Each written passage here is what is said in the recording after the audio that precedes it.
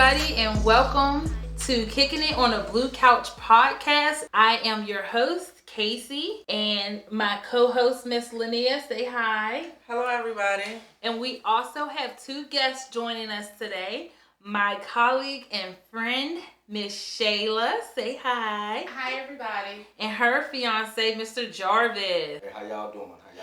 And we may have a chime in or two from my husband, Mr. Ricardo. Say hi. Hello. So this week we are going to tackle relationships and mental health. I was thinking back over my history and relationship and realized that I don't think I've ever been single. All my life I have been in relationships, even thinking back to my teenage years. And I thought to myself, like, where does that come from? And then the only relationship that I've ever seen was my parents. My mom and my dad in their marriage. They will be married for 30 years next year. That's a blessing, right? 30 years of marriage. But did that make me feel like I needed to be in a relationship? I never saw my mom single. So I don't even know what single looks like. So I started thinking about my siblings' relationships, and they are also the type of people to want relationship. Now my brother, he's been single. He's probably single out here.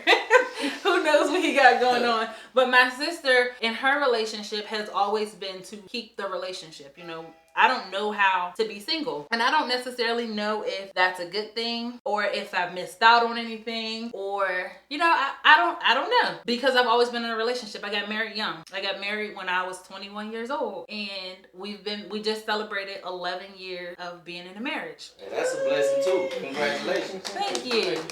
Congratulations. So it made me think, like, how does mental health play in relationships? How do you keep relationships going? You know, marriage is forever. It's supposed to be a lifetime commitment to one person. So it made me think about what I would have done with those single times. What I would have done with those single times. And I can remember being in college and being tempted to, you know, explore. You're in college and all those things. And my friends, here they go with this hoe phase, right? What they call a hoe phase. And I never had that. Did I miss out on anything? I don't know. So I'm posing the question to you guys. First of all, what is this hoe phase? What is the hoe phase? Guys, do you guys have a hoe phase? I wouldn't call our phase a hoe phase. I just think it's a very exciting time in our lives. Impulse control issues, maybe. You know, trying to figure that out. Yeah, basically we just finding ourselves, you know. And that's basically through our teen. I want to say through teen years. So y'all started in teenage years. Oh yeah, most definitely. And so did I.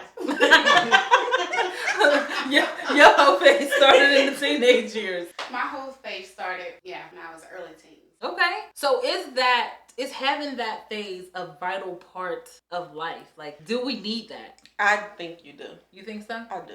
Why? You need to explore certain things to know that the things you don't want to deal with ever. Right. I agree. And I agree with that. I feel like, you know, your confidence, your comfortability with things, all of that stuff is shaped not around your hoe phase, but it's shaped around what you experience, so that you know what you want in a relationship or for yourself. Or when you just jump into something and not even really know yourself, then you open yourself up to anything. And I also feel like you can discover your type, what type of person you're interested in.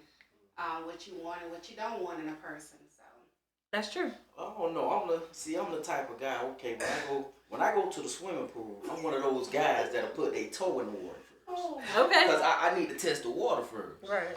You know what I'm saying? I need to know if this water cold. You know, is it good enough for me to just dive on in there? But I don't like just diving into anything. Okay. So, you know, once I test the water, I know what I'm getting myself into, and I take it from there. Hence the hoe phase. It's the male hoe phase. The male hoe phase. Because I also believe that a lot of females have the hoe phase after a bad breakup. I agree with that.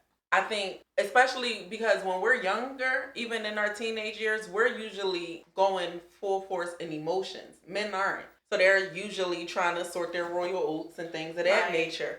So once we have that heartbreak, it's kind of like, I don't want to feel that again. So I need multiple things to take my I need to focus on multiple things versus just one, because I don't want to be hurt anymore. So not feeling your feelings. Exactly. Finding distraction. Which is your whole thing. Usually, but it also helps. It changes your mental also. Right. Because we try not to feel certain things, so we shield ourselves from certain things. And I can also feel like it's you're looking for something that you're missing. For me, I'll say. So I feel like with me jumping out early, it was a void I was trying to fill. Well, okay, I had a lot of female friends in high school, and I was called the hoe. You know, not nothing even, you know, physically. You know what I'm saying? But, Yeah, I was you know, about to say that. The mental aspect of the thing, you know, I was like mentally, you know, dealing with a lot of women. So I was called the hoe. So I guess that was a hoe thing. See, I don't think a whole phase has to be physical. Right. And At I was all. about to say, but it's a little different too, because like I think from our perspective, that ego in us, we exaggerate the hell out of stuff. Okay. So yeah, most definitely. a lot of Just times keep it real. We could be labeled a hoe and not ain't even really doing nothing. Mm-hmm. Just from straight out interaction and being able to interact amongst a lot of women. Right. Girls, mainly because you're starting off young. Like, so would y'all call that hoe? Sometimes, yes. Absolutely. But Because at the same time, I get the mental part of it too, because we learning that side of that, like that mental, how to be able to how to touch that nerve. Right. Young too. So y'all but missed that's the something thing. that I'm Shayla- talking the emotional thing. Right. Y'all know how to play with our feelings from the Exactly. beginning. Exactly. And y'all missed something that Shayla just said. Say it again. I said perception is reality. So Yeah. yes, we would still call So that. that's what it looked like. Yeah. Yes, That's what it is. exactly. Yeah. Something else that Shayla said that I want to go back to is that for you felt like you were missing something. So that feeling of missing something, it can transpire into your relationship. If you don't deal with that feeling, could it ultimately mess up something for you in the future? Heck yeah. I would say get married young. Trying to create this picture perfect, I guess, marriage that you didn't see in your own parents. So you feel like, well, I feel like I can go out and recreate it. Me and this person, we take on the world together. We're together. We're gonna conquer the world. And I was still lost. But in my mind, I feel like I had the right mindset, but I didn't know how to attain everything I wanted. So you got married young. At 19. You got married at 19. Okay. So you said something that you didn't see in from your parents. Right. Well, my mom and my biological dad, they were married for 12 years, but not that I remember. All I remember was my dad not being there. So my mom got married at 17, and my dad was 18, and he was in the Army, and you know that military life. So he did his thing, and when they got a divorce, I was 4. So I don't remember happy mom and dad marriage. I remember my mom and my stepdad, which really still wasn't a good marriage. So I didn't have like a healthy role model to see as marriage. So in my mind, I'm going to go out and I'm going to recreate what I feel I was missing. So I feel like that's what caused me to get married young. Okay, so you got married young. How long was your marriage? Well, okay, so I got married at 19. I was divorced by 21.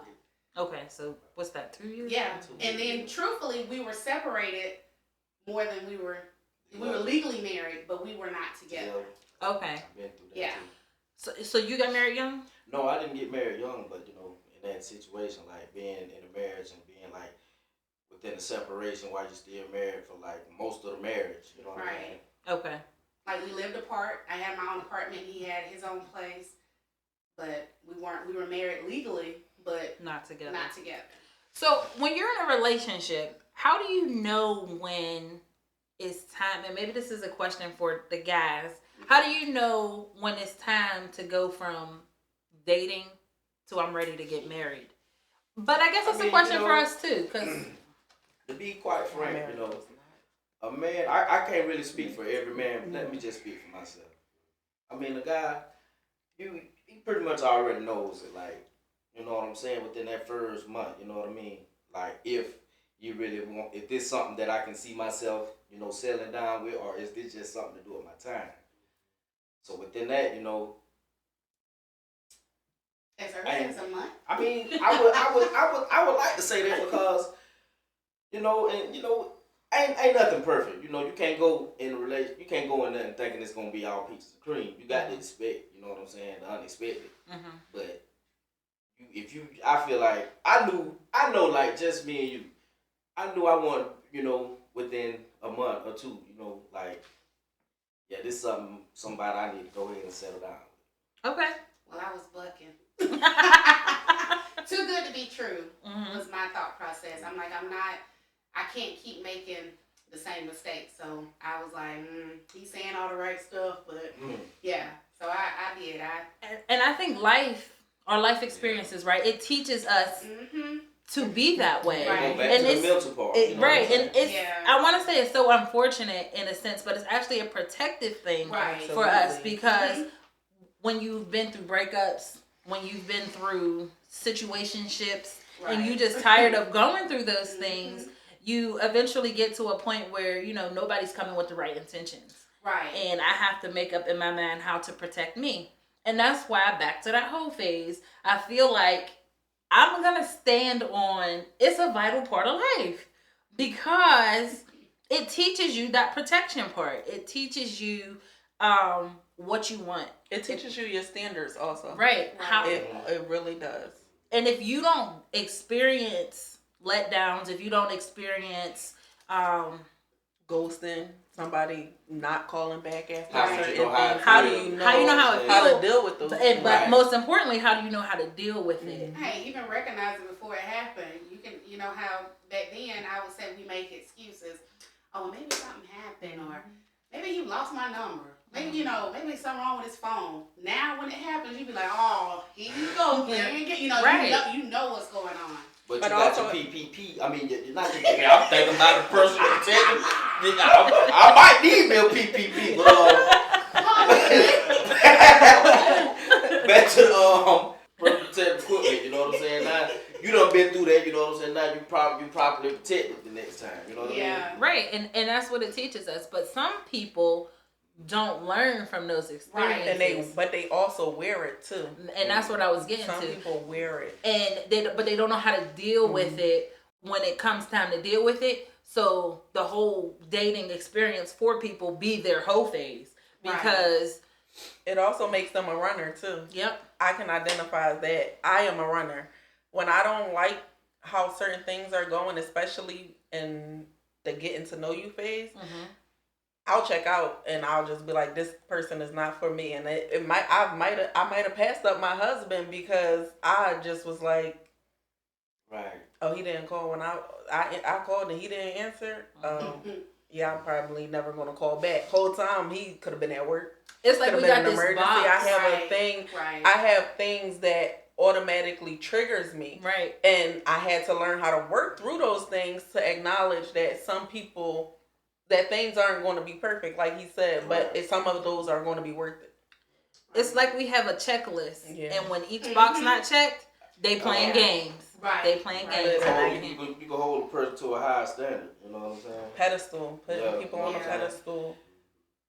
So, speaking of getting married young, and you know, we got married when we was 21. You got married when you was 19. How old were you when you got married? I wasn't young. You were in your 20s. I was 26. I think I was the same age. 26. Yeah. Is age really nothing but a number when it comes to how old you are when you're getting married? Because, you know, a lot of people be like, I'm not ready to settle down until I'm like 40 and I done experienced life and made some mistakes. Is age really nothing but a number when it comes to when you're ready to settle down? I think it's maturity. I think as long as it's legal, I think as long as it's legal, you should be fine. Seriously. Depending on life too, like how much it taught you, how much it beat you up, how that early. Right. Some people don't experience the hell out of life. And I want to applaud any marriage, you know, that y'all started off like young. I applaud any marriage that's together because that's a real testing time. Like and stick through it. That's something that God really done brought together. You know what I mean? Listen, getting married young is not for the weak, okay? Yeah, I know it's a real test. We got married when we were 21 and we've been through some times. Our marriage has been tested, tried, dragged, and all of that, but I stand beside him. He stand beside me. Okay. But it's a process, and that's why I said, and it's work. you clock in and you don't clock out. You don't clock out. Right. You don't clock out. But so that's why I asked the question, is it really nothing but a number? But I like the answer that it's maturity, because you have to know what you're going. Well, you have to know what you're going up against, because you never know what you're getting into. Because at 21, I was not, I was the glitz and the glam of the wedding. I'm like, my dad paid for this wedding. We about to, everybody about to see. We're going to have a good time. Yeah, that's the easy part. And then the easy part. The day after was the nice wedding. Yeah. The day after the wedding, we woke up in the hotel room looking at each other like, now what? Right. Even though we about to go on a honeymoon, now what? What we supposed to do with each other? That was honestly the first test. Cause we went on a honeymoon, struggling. Yes, 21. We got no money. We broke. We out here we got this hotel. We had to leave because the hotel was horrible. Our parents then put in and paid for this wedding, and we thinking we about to be living nice. No, we ain't paid for this wedding. We gotta pay for this honeymoon. Right. Life about to this. Oh, it's kicking in now. It's sinking in. Right. Hey, that's when you start. How much you got? That's all I got left. How much you think? And then you think about finances and all the real stuff that go into keeping a relationship going. Like love, not enough. Show enough. And so it's like I'm looking at you broke, you looking at me broke, and we got to figure out how to fix it. Literally. But I will tell you, I will be homeless in a cardboard box as long as he's next to me. So that's now because we got a little something. But back then, listen, we can't be homeless in But no, it's hard work, right? Right. It's really hard work. And relationships, it's not even just marriage, because some people just rather stick in a long-term relationships, but relationships are work. But that marriage is just another level of commitment, and it definitely takes some work. I'm old, fam. I ain't finna be shiking. Right. I ain't finna be shiking on. You can't get all this good love and I ain't. Oh my God. I'm like a woman. I'm here for it. I need to be. You finna settle down. So how long do you wait? That's that down south. Is it? I mean, I'm a city girl, so that's not even close to the mentality that's where I'm from. Yeah. Well, that's just me. A lot of guys, I'm kind of different. You know. I don't know. I don't know, but I know up there nobody's ready to be married. Yeah. I mean, I'm not going to say it like that, because a lot of people come from great households with adult. Like she talked about her brother.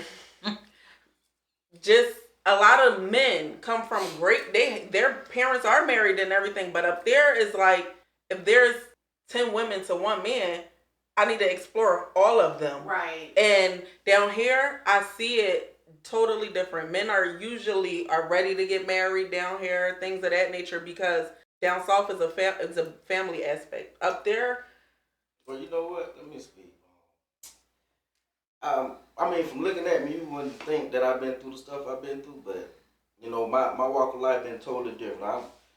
I mean, single parent. You know what I'm saying? I ain't never had a father figure. You know, street raised. You know what I mean? And you know, me sitting back and seeing the love that I put out into, you know, my other half. You know, it's amazing to me. You know, it shocks me sometimes considering what I came from. But you know, I feel like it's a learning experience, and I'm still learning. You know what I mean? And I'm still learning how to deal with my feelings. You know what I'm saying? Because absolutely, I was a street guy. That was just something that I had to counsel out in the streets. Like feelings, you can't really deal with your feelings. Like you ain't too much allowed to cry and you know, express yourself like that if it ain't in a hard type way. So me, in this state that I'm in right now, you know, it's crazy. And you know, I would like my kids, you know, if it weren't for also my kids giving me something to love, you know what I mean, and slowing me down, that was another plus. So, you know, and I also want somebody to treat me the way I would want, you know what I'm trying to say. Yeah, and I'm glad that you bring that up, because it's a conversation that we have often about guys just not being able to experience their feelings. And I just had this conversation with my 13-year-old earlier. Yeah, and to be able to hear a grown man say, I have to get in touch with that side of me, even just to be able to make a relationship work, because it's not easy.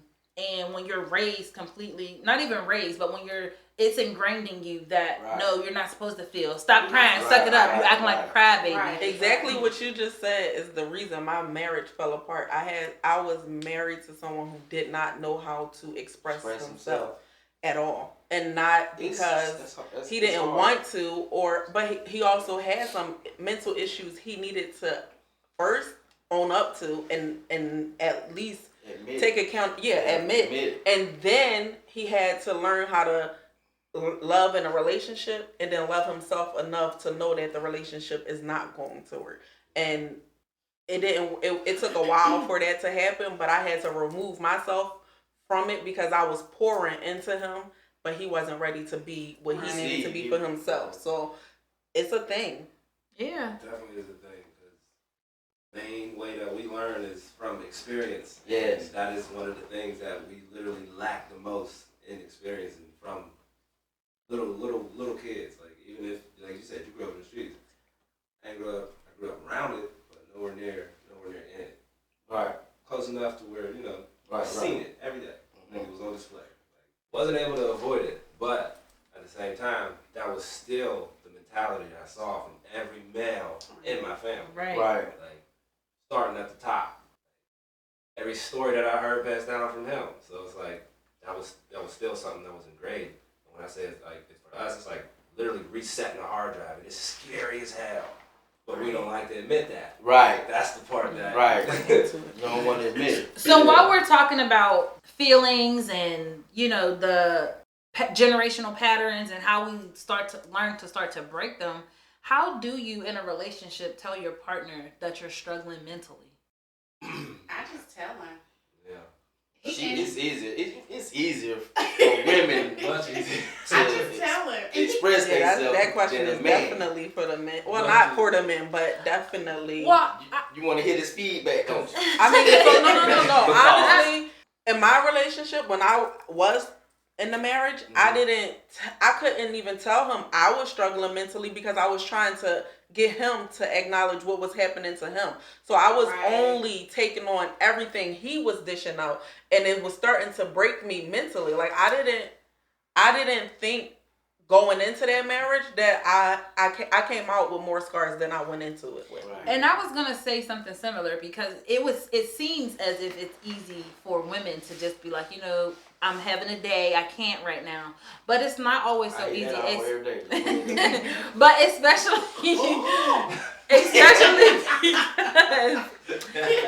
especially because as a woman who carries a lot of everybody else's stuff, it's hard for me to be able to say, not right now, or I can't take on no more, or let me dump this onto you, because I'm so busy trying to take care of everybody else. Right. So if I know that he's struggling himself, because I can physically see it, even if he hasn't opened his mouth and said it, I can't dump that onto him, so I carry it myself. So if I'm carrying it, it's hard for me to mentally be able to say, I'm struggling today.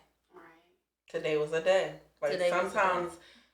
I would go to work and I would be at work all day, but I know I can't say anything about how bad my day was when I walked into that house, because that man is already falling apart. Mm-hmm. Right. And that was when I realized, like, hey, you got to take care of you. I can't take care of anybody if I don't take care of myself. Right. And it's not fair. It's not. But we're conditioned to nurture. Right. We're conditioned to make sure everybody's okay. And nobody is going to make sure, not because they don't want to, but they don't know how to make sure we're okay because they're used to us taking care of them. Mm-hmm. And that's why I said I wanted to hear the male perspective, because I know we're able to wear it and nurture you guys back to getting out of that space. But how do we know that you're struggling from the beginning? Unfortunately, that's on us, dropping the ball on expressing that, because most of the time we do it, like you said, is by action. Like, you see it more than you ever hear it. Like, it's most likely a shutdown, or just just shying away. Like, I'm good. Like, trying to cover it, but I'm straight. Or It has to be dragged out of you. Right. Yeah. Literally cut it out. And I can't stand it. We'll talk about it later. Or Yes. That be the just best- triggers my that's- anxiety. But that's the best thing.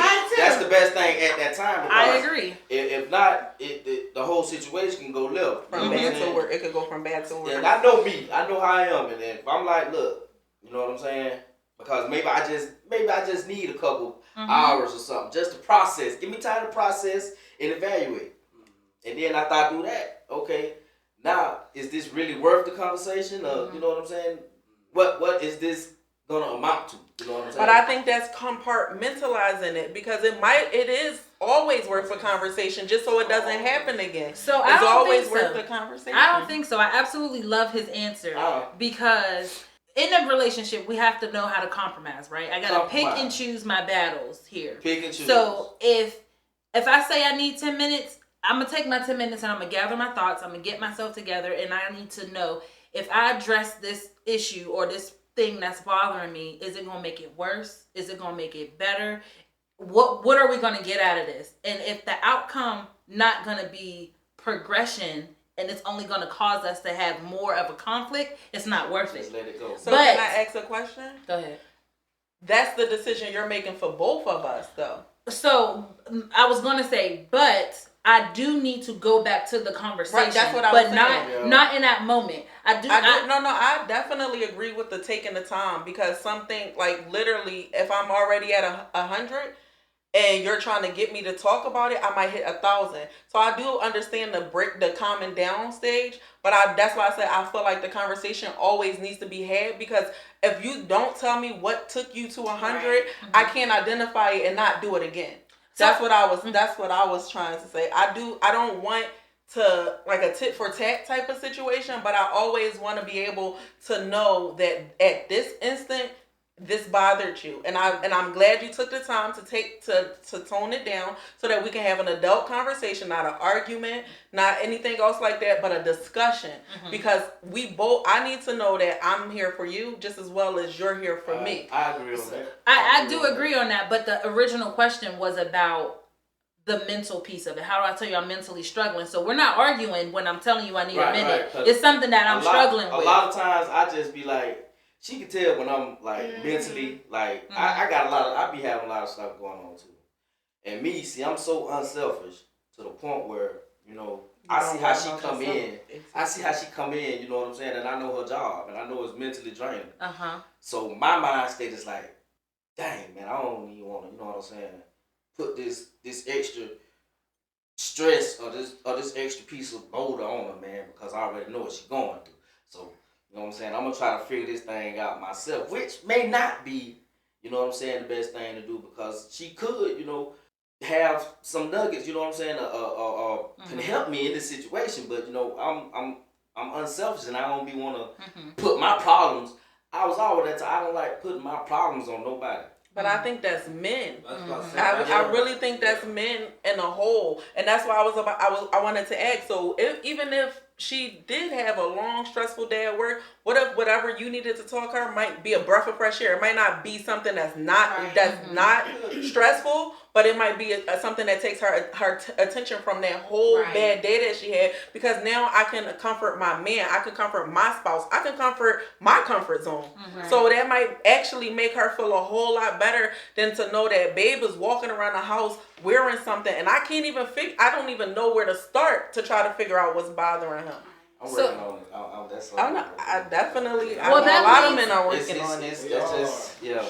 That leads me to my next question about: is it your responsibility, meaning the person? Is it my responsibility to tell my spouse what I'm struggling with, or when I'm going through a transition phase in my life, or is it my spouse's responsibility to know? I think communication is key. So I think if I don't know you're drowning, or if I don't know you're suffering, there's no way I can help you. Or signals can get mixed up. What is it? A closed mouth don't get fed. I feel like it's kind of both.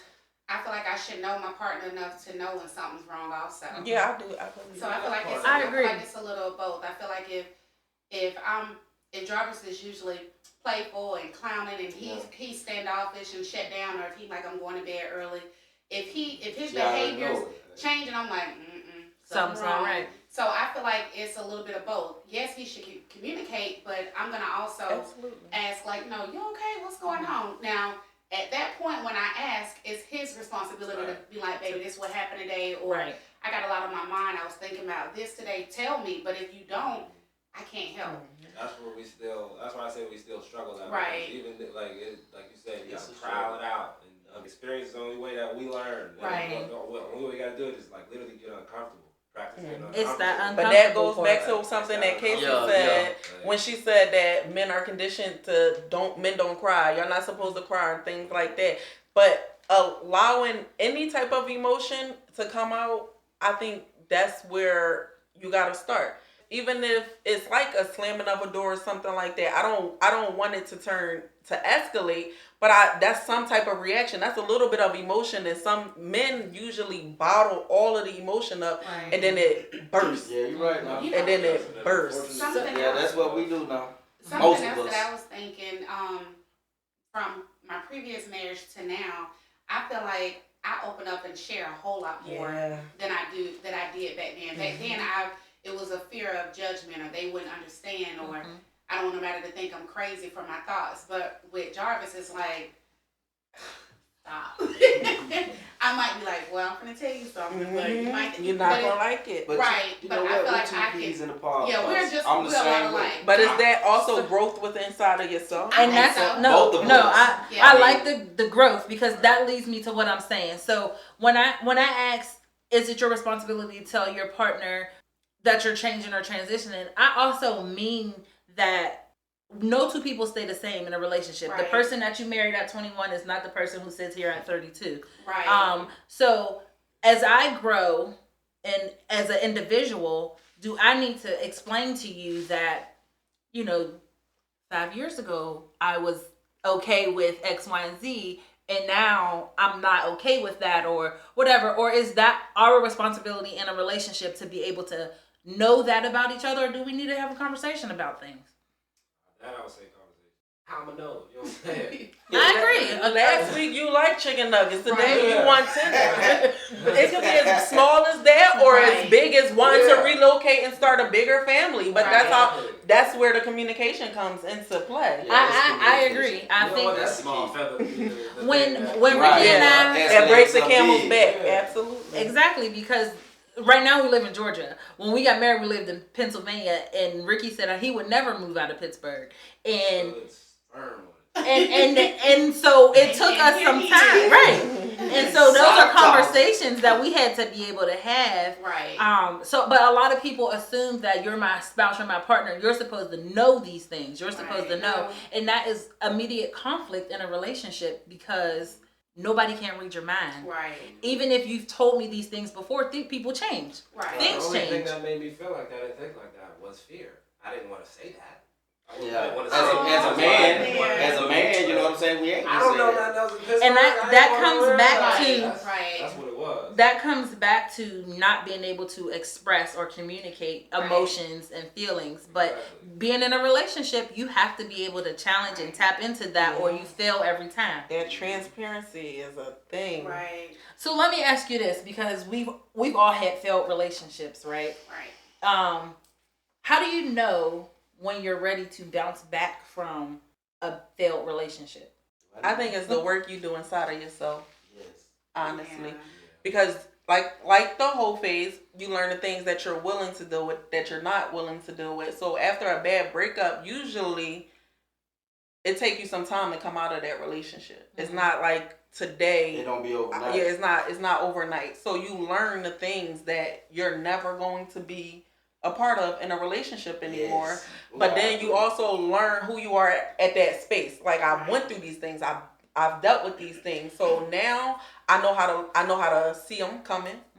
I know how to adjust when they are happening. But you're speaking from a perspective of a person who's going through the steps. I'm talking about me. Well, because not everybody goes through those steps. Exactly. So I don't know how to talk about anything other than the things that I've been through, because we can attest that marriage I was in was mentally right. So, but what I'm saying is that it's important to go through those steps. Absolutely. Because, like I was saying, when I was younger, I was a serial relationshipper.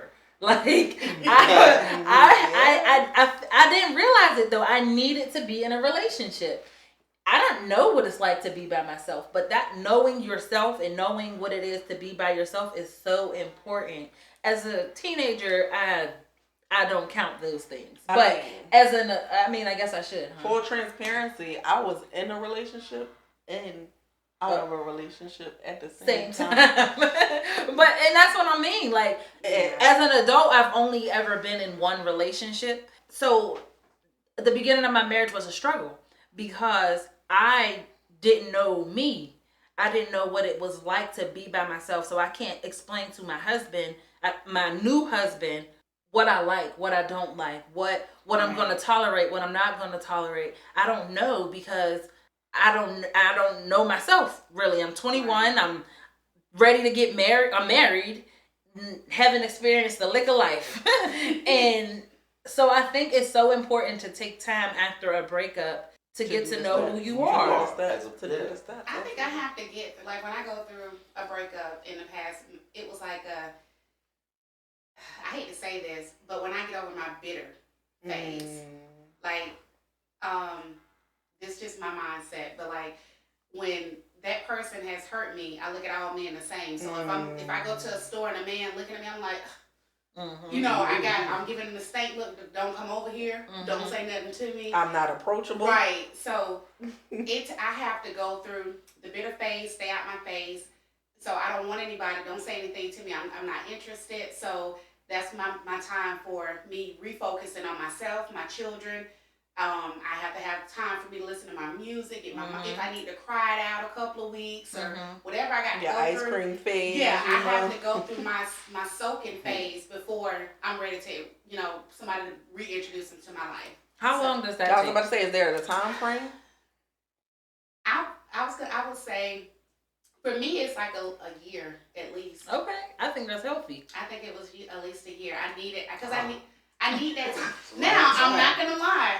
Do I dibble back at past stuff, just like sexual, just for that instant gratification? Yeah, I didn't dibble back, but I don't want nothing else. That's just a fix, and I'm back to my You're not ready for a relationship, but you're not gonna ignore your needs. Right. I'm gonna go dibble back to what I feel is safe playing grounds because I trust this person. Not an ex. It might be somebody I dated before them, but it's just I'm gonna dibble back because I'm not gonna go into new territory, new water. But I'm just gonna still take time to myself.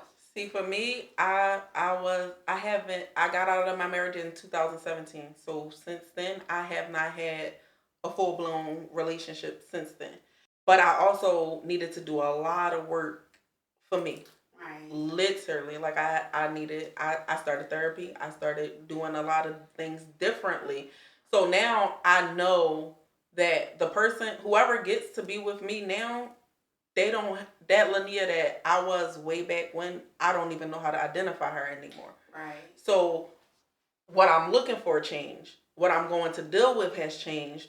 What I'm open to has broadened, but it also, I know that I'm not jumping into anything until I am fully committed to be there for a long time. Gotcha. I do think women are more ready to do the work after a relationship. So what about you guys? Absolutely not. Well, just be honest. I got it. Well, I'm gonna speak from my experience. I was in a little traumatizing little situation too myself, and to where I had to pretty much reinvent myself. Like, you know what I'm saying? That was it's like a situation that made you do that. Yeah, like that's this last my last marriage. Anyway. Did it send you back to a whole phase after that, or did you? I wouldn't say a whole phase, but I was in a state of mind like, okay, you think you're gonna be the only one eating some cake around here? Don't think I can get me a couple pieces. Okay. But which one? It was just self gratification. Really wasn't. You know what I'm saying? Doing nothing, proving nothing. You know what I'm saying? But I had to really sit back. You know what I'm saying? And reach out to my higher power on this one. And that's who I had to consult with. My higher, because could nobody else help me but God. Could nobody else get me out of that situation but God. So, and it took me some time. And not saying that, it was like a cycle of stuff, you know what I'm saying? Go through, try to make it work, leave again. Go through, try to make it work, leave again. This and that. It was a cycle of stuff that I was going through. So it came to a point where I knew that cycle, it was breaking. Like, Can I ask you a question? That go through, come back, and try again, was that a safety net? Was it because that was what you were comfortable and used to? So it's like, why not deal with whatever I'm dealing with here? Because I don't know the unknown. I don't know what's out there. It was fear of change. It was fear of change, and and just something that I was used to. Mm-hmm. Fear of change and something I was just used to. You know what I'm saying? So, did you do the work on yourself? I know you said you checked in with your higher power. Through anger management, through all type of courses. You know what I'm saying? DUI classes. So it got real. Yes, it was real. Like, and I was trying to drink my problems away. And I'm glad you say that. I don't want to cut you off or anything, but it is so real for people to drown themselves in their sorrows by not dealing with it, drinking, smoking weed, however we gotta get through it, opposed to getting through it. It wasn't good for my mental health. And people, especially in the Black community, do not know how to tell themselves that I might need to go actually talk to somebody about what's going on, opposed to, you know what, I don't feel like feeling like this today. Yeah. So I'm gonna make myself feel a different way. Yeah, the answer is not at the end of that bottom. So it's definitely not there. That only made the problem worse, and that was on drinking on more stuff. Like, I was trying to drink myself to death. I really didn't love myself at a point. You know what I'm saying? That I can admit to that. I really didn't love myself. I didn't care. Like, I didn't care if I seen the next day. Like, you know what I'm saying? How do we tell ourselves that we might be the problem? Got to sit down and evaluate. When we keep putting ourselves in the same type of situations, because the variables have changed, except for except for me. I'm the common denominator. You got to check yourself. Right. Check yourself.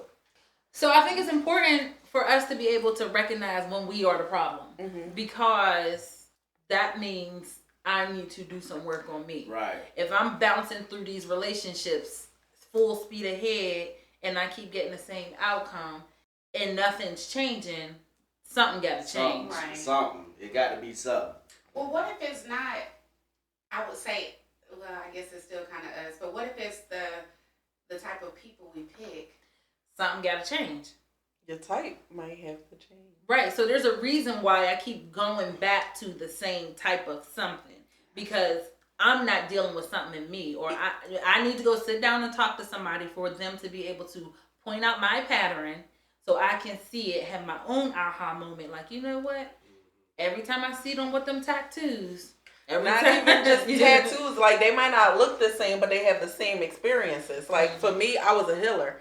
So most of the people I dated they were broken some type of way. Like, and you're a nurturer. I am. But the thing I needed the most was I needed to be healed. Right. I needed to allow myself to know that it's okay not to be okay, because I was taking on everybody else's problems and I didn't acknowledge my own. So now, like I said, I've been single for a very long time, but I did a lot of work on myself. Right. So at this point in my life, I feel like I am ready to date, but only for longevity. Like I don't want to play with anything anymore. Right. And for me, I'm a taker care of person. So I was always getting into relationships where I could take care of, and in turn, I needed somebody to take care of me. So when my husband was taking care of me, I was ready to get married. Break that pattern for me. I just needed all the opposite of what I had just dealt with. Mm-hmm.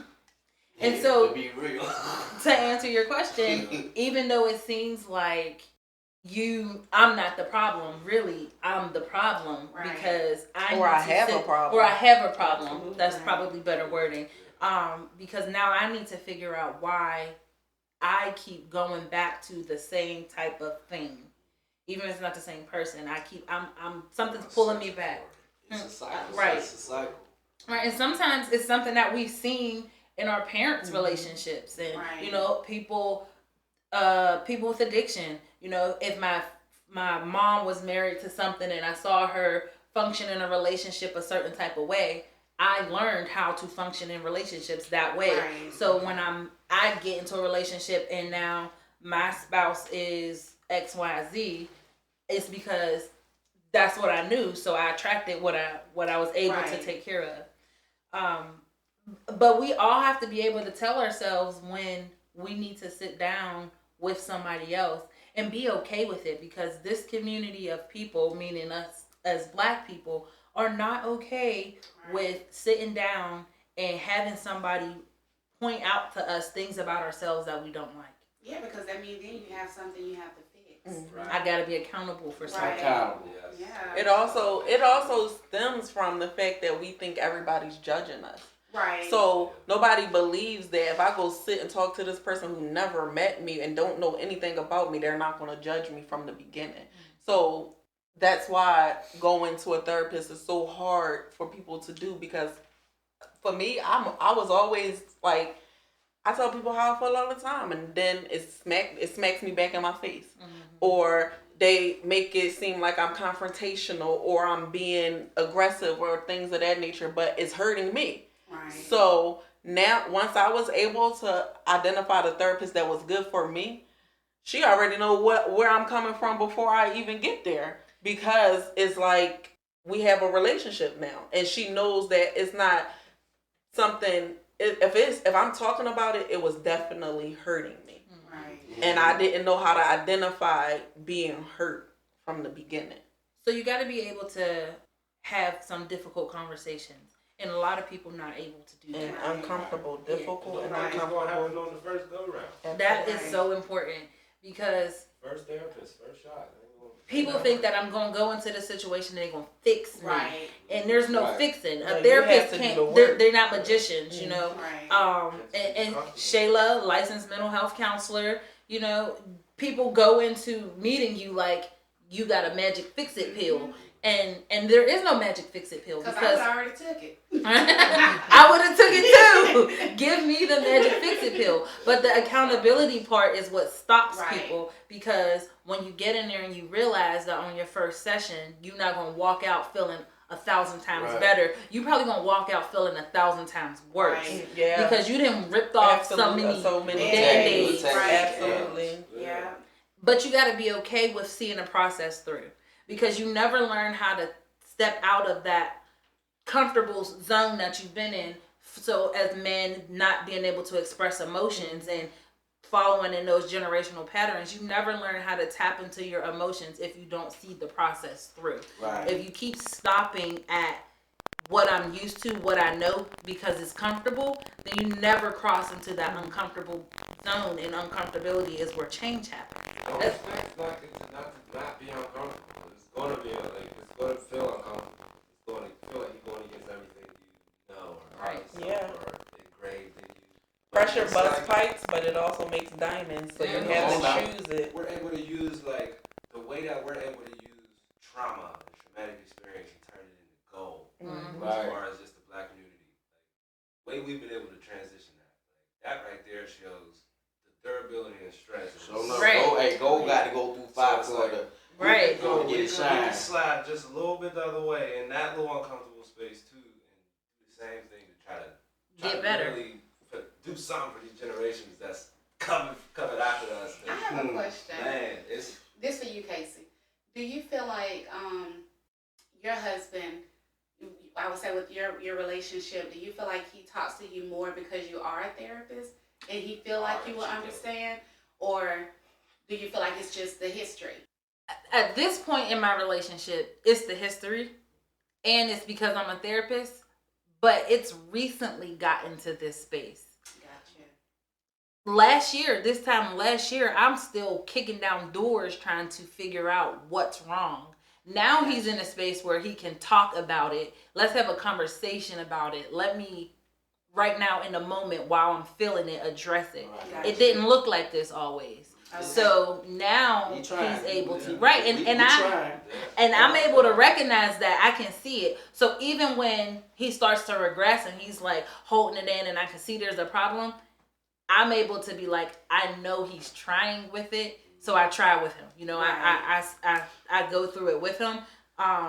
Because, you know, even though I'm a therapist, I can't be a therapist in my relationship. Right. I can't do that. But I try to make sure that we're communicating the way that I will teach somebody else to communicate. One thing that I noticed with Jarvis, like if he does, when he has his shutdown period, and he'll be like, Shayla, just leave it alone. He'll tell me, leave it alone. I'm like, So when I get off the phone, I'll just send him like an encouraging text. And then I feel like that kind of smooths it a little bit. So when I get home, I feel like then I don't know if he has time to think about it, or if I'm just like reassuring him that this is what I'm here for. This like, is a team. you know, you supposed to pour. You supposed to tell me what's going on. I'll send him like a long little encouraging text, and I'll leave it at that. I love that. I think we have to figure out what works. That's all I need, just a little. Yep. A little encouragement. Yeah, A little push. I'll send him a text. I won't, because in the past, I'm gonna push and I'm gonna push, and I'm like, so you just gonna, okay, so you ain't gonna tell me what's wrong. You go, okay. In the past, I'm used to not being able to talk to nobody. I kept everything in myself anyway. Like, you know what I'm saying? I ain't had nobody to go to. So, I think I love that, because we have to figure out what works for our relationship. Right. And us as women that know the hindering blocks for men, we have to be able to let our pride go a little bit, our pettiness, and be able to tap into.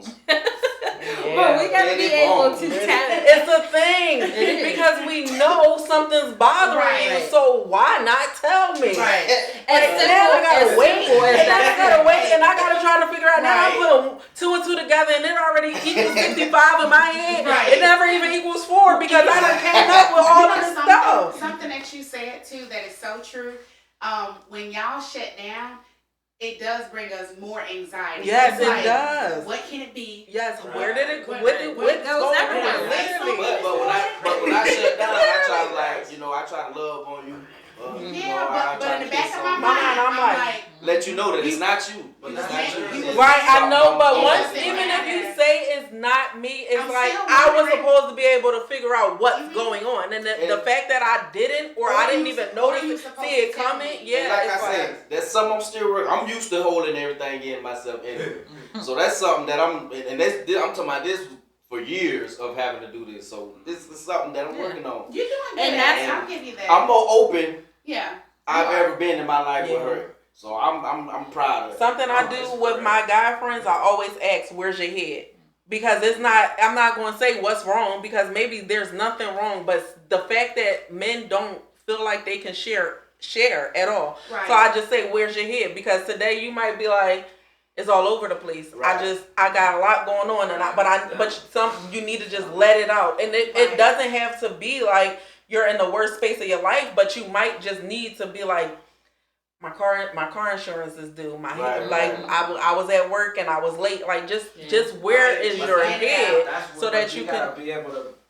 That safe space has also got to be felt like it's got to be there as well. Like that space for you to also let that out, because if I don't feel that, I'm not gonna let it out, because just like you in your head, I'm just as much in my head with that anxiety. Like, man, I can't not now. No. See, I think that's for right. but that's for what I was y'all, saying in the little past. But that's the thing. Like so that's why I was saying, as far as it messed with our anxiety, because say you guys are both in relationships with your spouses are here. So one time you might have been in your head and something was going on, and I could have said that one thing that triggered you to make you remember something that happened before that, and now you shut down that communication aspect of ourselves because I said something that was wrong and I didn't know that it was a trigger. So that's why I say it triggers our anxiety also, because now you're like, I'm never talking to you about that ever again, and I didn't even know that I triggered you in that sense. That's why, doubling back to what I said the first time, it definitely is on us as far as that accountability and being honest. Like a lot of times we drop the ball and just being. We could have literally saved ourselves a whole lot of time. I seen something on Instagram, and it said men settle where their peace is. And the fact, but men, I believe that to my core because some men have never had a safe space. Right. They've never had a safe space. Right. So, the fact that when you ask people something, like when just asking somebody how was their day or something like that, it triggers them to be able to feel comfortable enough to talk to you is a thing. That's why I say that us as women, we have to know our spouses, right? And when we know that we're seeing progression and them being able to let that wall down, we have to be able to check our own pettiness. Exactly. We have to be able to let them come to a place where they feel safe and where we feel safe, and we can have a safe conversation and discuss what's really going on. Because if we're both butting heads and I'm coming at you with pettiness and you coming at me with pride, we not getting nowhere but making the situation worse. So I think the important takeaways from all of this is relationships are work, right? Communication is key. We have to be able to communicate, whether it's hard, difficult, scary, easy, or funny. We have to be able to bring it to the table, and we got to know where each of us is coming from. Because where my husband's coming from trauma built up where he don't know how to communicate, and I'm coming from a blanket openness of communication, I have to know I got to meet him where he at, and he has to be willing to challenge himself a little bit enough to know that he got to push a little bit harder to meet me where I'm at, because relationships are compromised. So I do thank everybody for being so vulnerable enough to tap into what relationships is all about, what we've been through, where we came from, where we're at, and where ultimately we're trying to go. Congratulations on y'all's engagement. Congratulations. That is so exciting. No matter how many times you done checked into a marriage, you know when you met your partner that it's gonna be forever. Right. So that is something big to celebrate. Because I like to end on a good note, I have a would you rather for everybody. So, would you rather a spouse who showed no affection or a spouse with no sense of humor? Shayla, you go first. Oh my God. I would have to say no sense of humor. I need the affection. Okay. Good thing I got both. I'm very emotional, and I feel like if a person is not in tune, there would not be a marriage. Okay. Yeah. Jarvis. I got to follow after her. Hold up, say that question again. Would you rather a spouse who showed no affection or a spouse with no sense of humor? No sense of humor.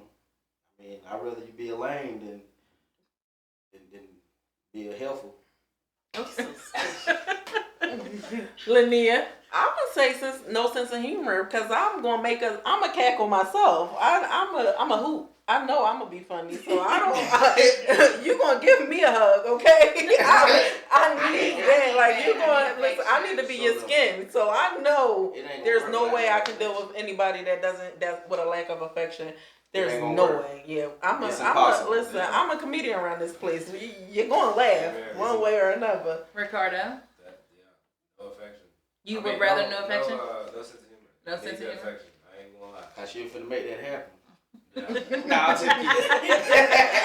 I mean, if you want no affection, then you can tell me. I can bust a joke, right? I'm just kidding. I agree. I think I know I need affection, so I'm gonna take no sense of humor. All right. Well, thank you guys for kicking it on the blue couch. Hey, it was a pleasure. Thank you. Thanks for having me. Thank you so very much. I hope you guys all continue to tune in, and we'll see you next time right here on the blue couch.